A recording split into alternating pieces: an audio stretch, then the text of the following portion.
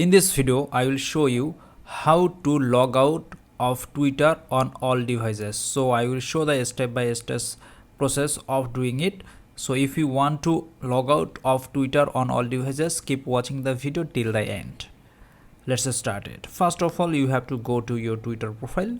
From here, you have to click on your profile icon on the top left corner. Then you will get the setting and privacy option. You have to click on it.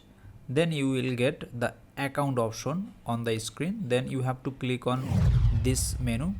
Then you will get the apps and sessions option at the lower part of that account option. So from here you have to click on apps and sessions. Then you will get the all sessions here. So here it is showing that you are active on Android device, and there are two more devices is available here. So if you want to log out from those devices, you have to click on logout all other sessions. So I'm clicking on logout all other sessions.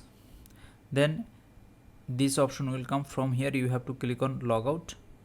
Then you will see only your active session is available and all other session has logout. So in this way you can log out of Twitter on all devices. That's it. If this video helped you out, please consider leaving a like and let me know in the comments if you have any question.